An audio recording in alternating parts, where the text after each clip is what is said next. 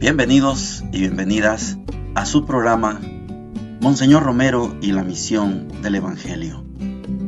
Un programa que lleva dos objetivos: conocer a Monseñor Romero y estudiar la Sagrada Escritura con un juicio crítico desde la teología de la liberación. Cada día tendremos un encuentro con Monseñor Romero y con el Dios de Jesús.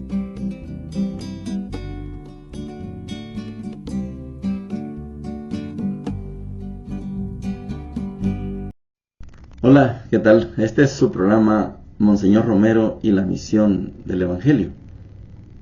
Es lunes de la semana 21 del tiempo ordinario y quiero hacerles notar que en esta primera parte, en el diario de Monseñor Romero, hay una situación que yo estoy seguro que para los que no conocieron a Monseñor Romero, yo solo escuché su voz en mi juventud, no lo vi personalmente, nunca estuve en una misa, pero para los que, igual que yo, no lo conocimos, solo lo escuchamos, podemos ponernos en los zapatos de él en esta tremenda coyuntura después del golpe de Estado de 1979, era el 15 de octubre, y Monseñor ahora nos habla del domingo 11 de noviembre, casi a un mes, y Monseñor puede,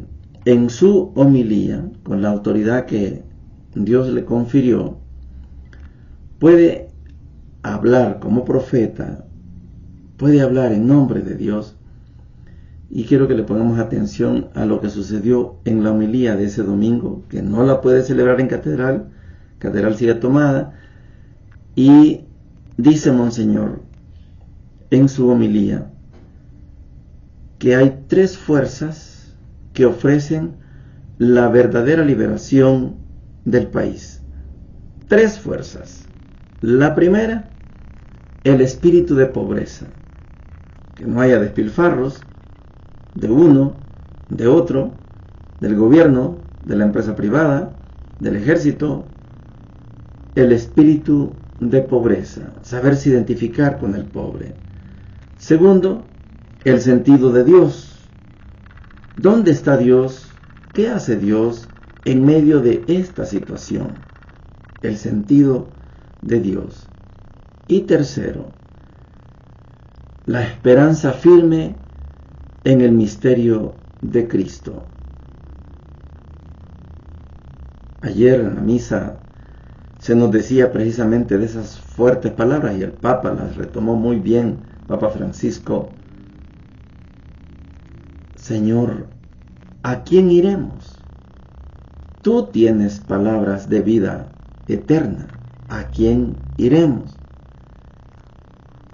Si no le damos el sentido de Dios, si no manejamos el espíritu de pobreza y si no tenemos nuestra esperanza firme en el misterio de Cristo, esto que está pasando en el país, dirá Monseñor Romero, no encontrará una solución.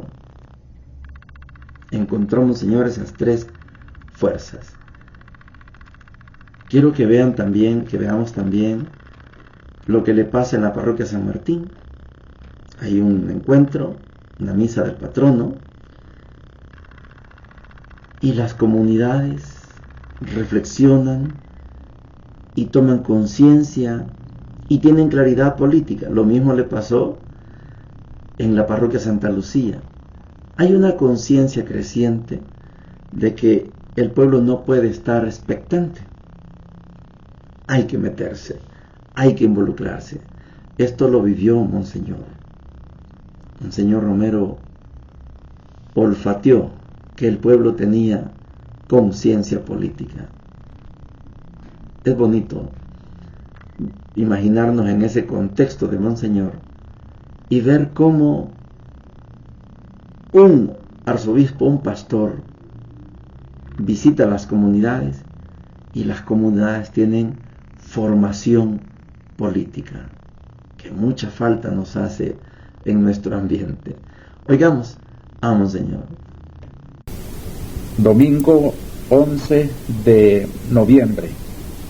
En la Basílica celebré la Santa Misa con bastante asistencia de gente, en la cual traté de ser muy justo entre la situación de la Junta de Gobierno, que nos ofrece una verdadera esperanza que algunos no quieren ver, pero que es mi deber alimentarla, y las perspectivas de la oposición de izquierda, que es cada día más intransigente y que llega en los grupos armados hasta violencias que no se pueden tolerar.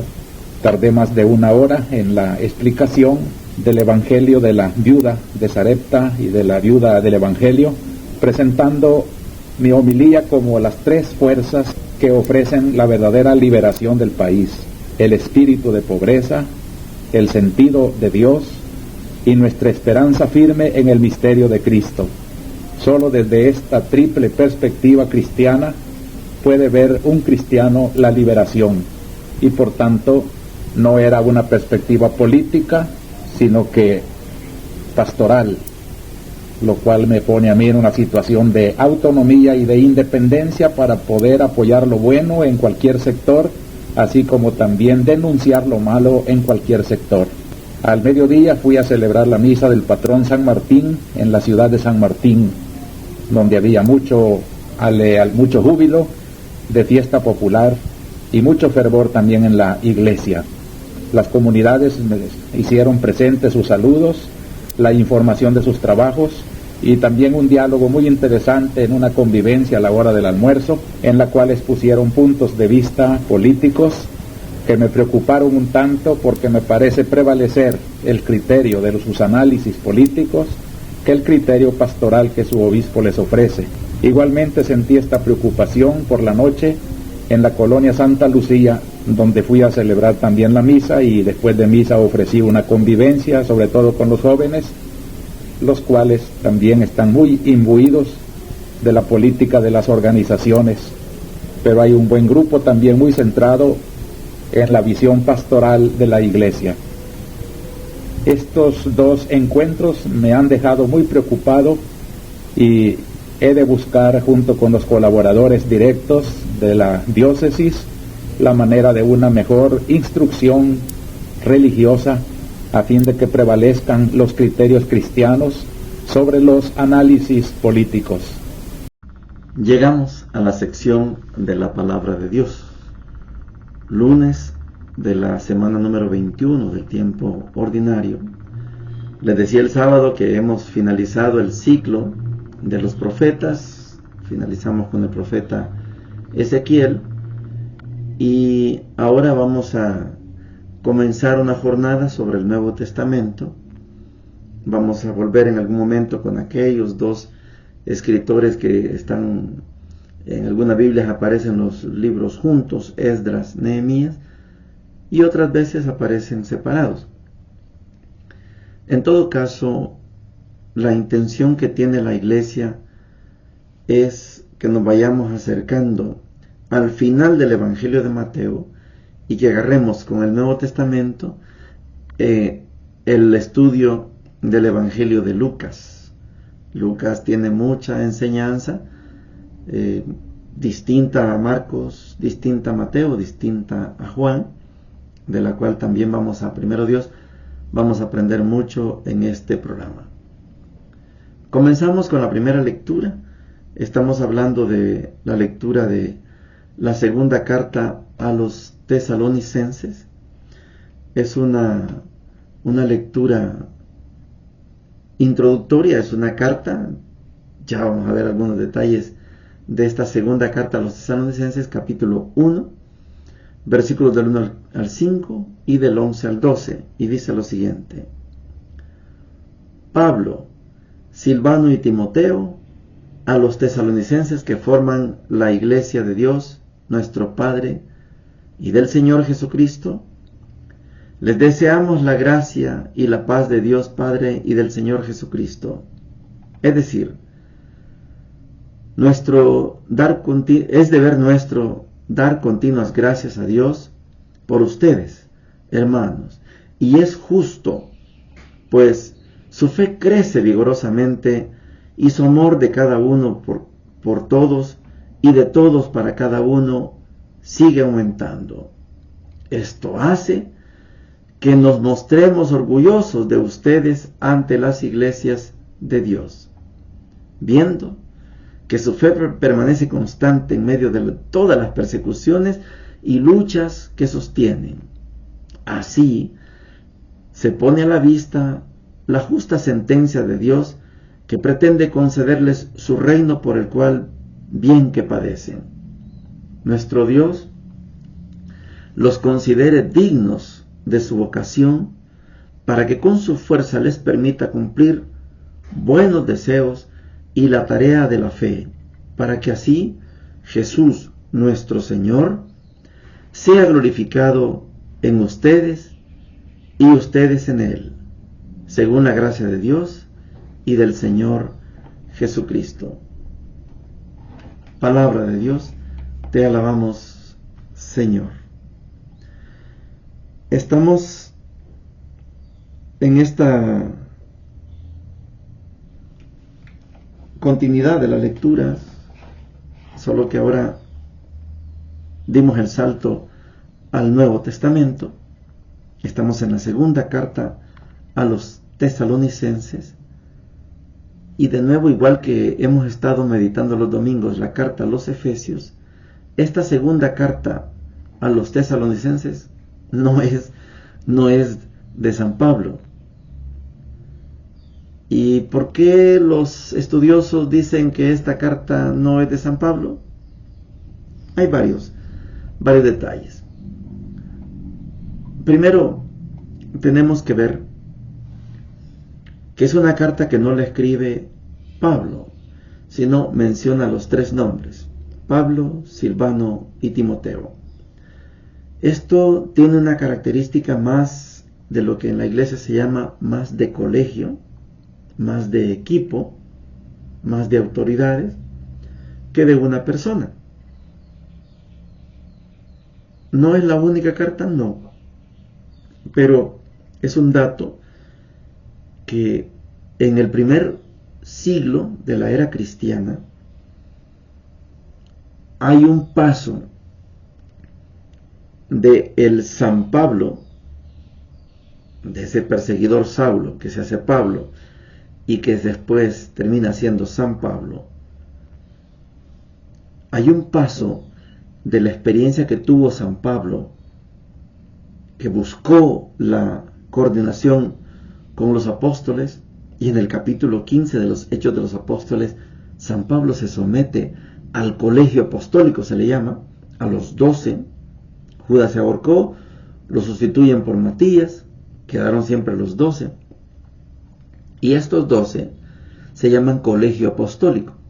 En un momento, Pablo se somete al colegio apostólico, pero en la parte final de su vida, ese San Pablo ya no está coordinando con el colegio apostólico. Se le presenta como un misionero itinerante en solitario. Así terminó los días San Pablo.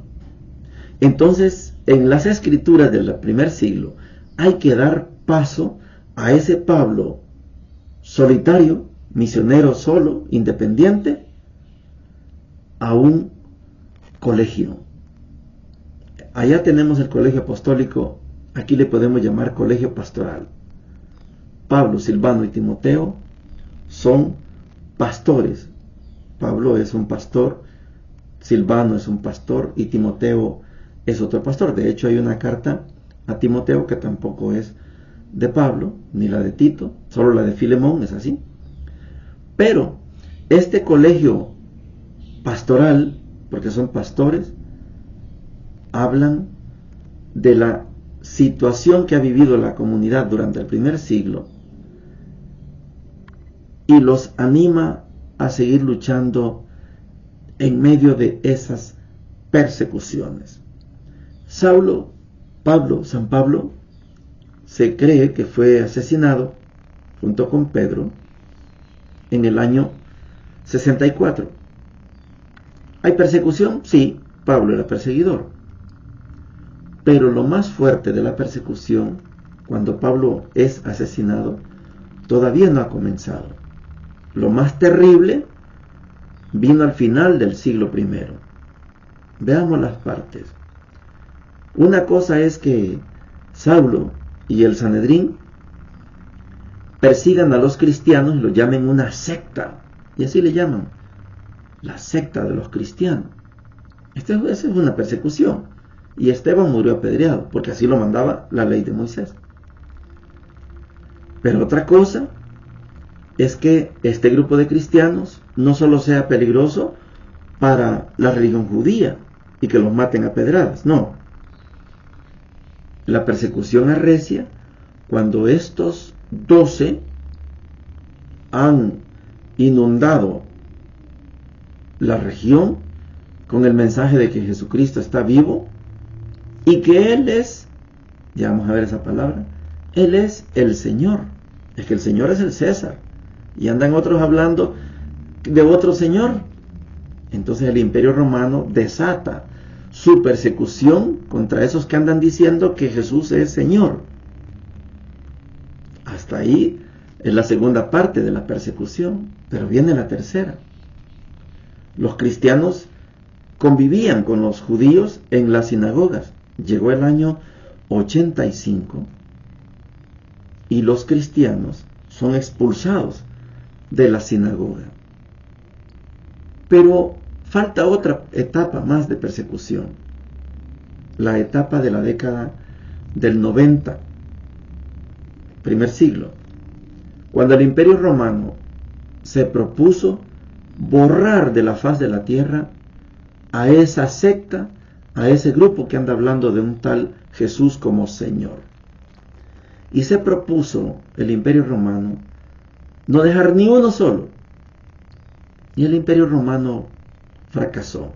Por eso esta carta, cuando tiene un saludo de parte de Pablo, Silvano y Timoteo, es un saludo de un colegio pastoral, animando a esas comunidades que resistieron la primera persecución, la judía por considerarlas una secta, la segunda, que es cuando el imperio ya se siente ofendido porque andan diciéndole Señor a otro que no es el César, la tercera cuando los expulsan de la sinagoga, y la cuarta cuando el Imperio Romano pretende liquidar ese grupo de cristianos, que algunos estudiosos sostienen que eso no llegaba ni siquiera a unos 100 integrantes. Pasado ese momento de persecución del 1, 2 y 3, y estamos en la cuarta persecución, es posible que esta carta fuera escrita ya en el siglo II. Vamos a ver otros detalles. La figura del reino de Dios ya está claro, por eso dice la carta: así se pone a la vista la justa sentencia de Dios que pretende concederles su reino, por el cual bien que padecen. Esta figura del reino en el primer siglo no estaba tan clara. Recuerde que Marcos lo que quiere es que conozcamos a Jesús como el Hijo de Dios. Mateo quiere que lo conozcamos como el nuevo Moisés. Y Lucas lo que quiere es que conozcamos a Jesús como el Dios de los griegos, que no hay sabiduría más grande que la de Jesús. Y Juan nos presenta a un Jesús para todas las naciones. Mateo tiene su manera de ver el reino de Dios. Marcos también, Lucas también y Juan también. Todo el siglo I, la figura del reino de Dios se fue configurando y consolidando. Esta carta ya muestra una claridad de eso que llamamos reino de Dios.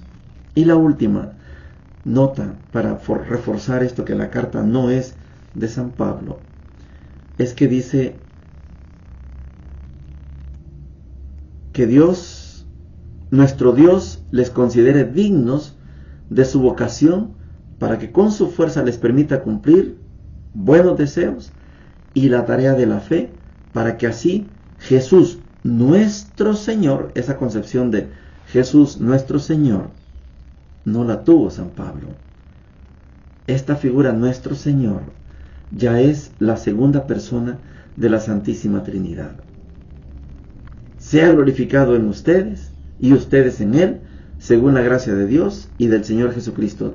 Aquí está lejos el lenguaje aquel de el Jesús como el Mesías que creyó San Pablo. Mesías el esperado por Israel.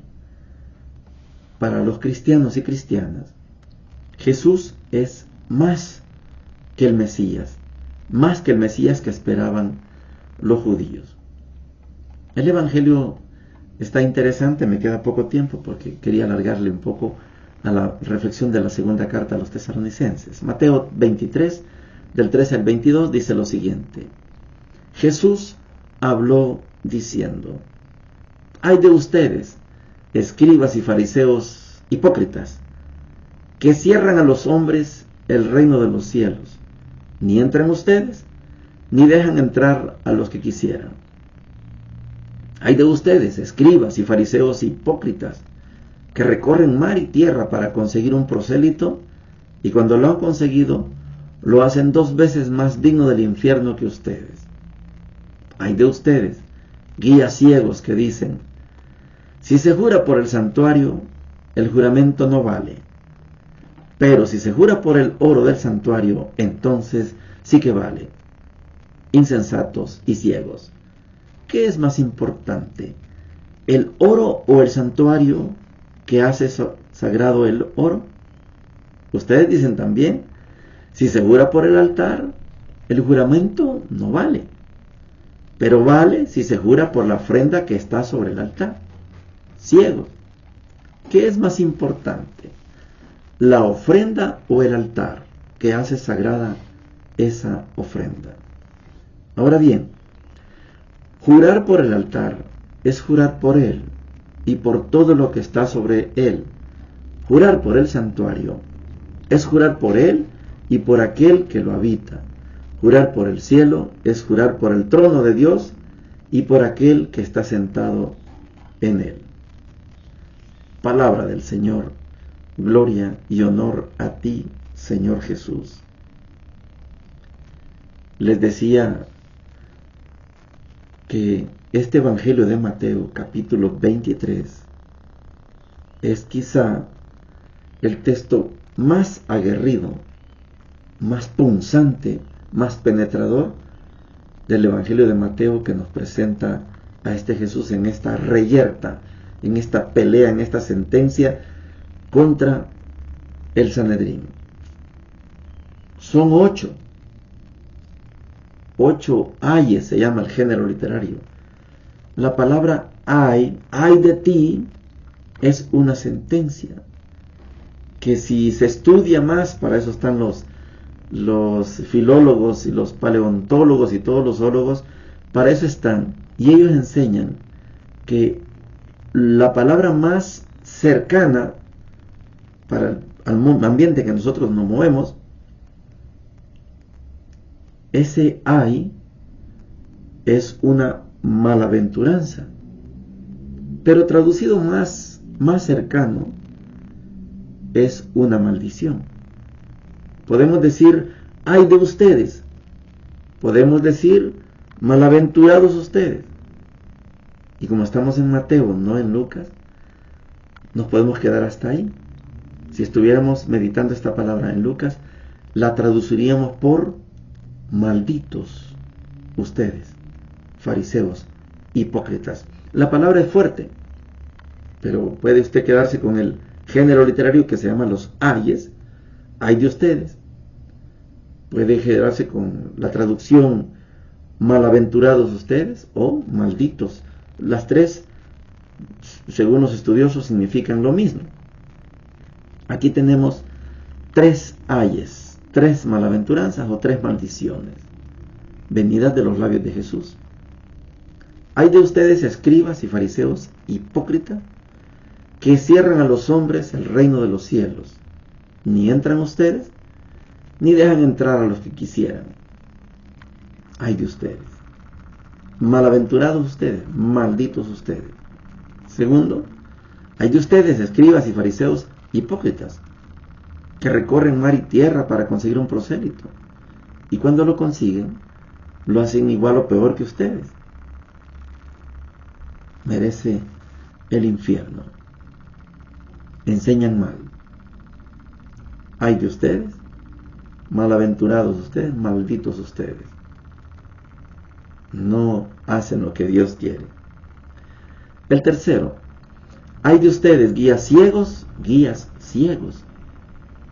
que dicen, si se jura por el santuario, el juramento no vale, pero si se jura por el oro del santuario, entonces sí que vale. Si se jura por el altar, no vale, pero si se jura por la ofrenda que está sobre el altar, juramento. Y Jesús, en el Sermón de la Montaña, elimina todo juramento, y lo va a reafirmar cuando estemos finalizando el Evangelio de Mateo. El juramento no es necesario. Si se jura por el oro, entonces tendríamos que jurar también por el templo. Si se jura por la ofrenda, también deberíamos estar jurando por el altar. Y si se jura por el altar, por la ofrenda, por el templo, por el oro, entonces habría que jurar por Dios, porque Dios es el dueño de todo. Esto los fariseos no lo entienden. Venimos de una experiencia difícil, dura, que nos han marcado los profetas. Y cómo ese pueblo, como veíamos ayer el domingo, cómo la gente ofrece lealtad, fidelidad y no cumple. Vivieron la esclavitud en Egipto, fueron liberados, llevados a la tierra prometida. No cumplieron. Fueron llevados al exilio, a Babilonia. De nuevo regresaron a su tierra, a Jerusalén, reconstruyeron el templo. Y el pueblo sigue sin cumplir. Ahora Jesús les dice, basta. Ustedes no sirven para nada. Por eso, malditos ustedes, malaventurados ustedes, o ay de ustedes. Cuando un papá o una mamá le dicen, ay de vos, ay de ti si haces tal cosa, ay de ustedes si no vienen a la hora. Es casi una malaventuranza o una maldición. Pero si juramos, que sea por Dios. Pero Jesús enseña, basta con decir sí o decir no. El juramento no nos hace falta. Bendiciones para todos y para todas. Hemos presentado Monseñor Romero y la misión del Evangelio. Hasta la próxima.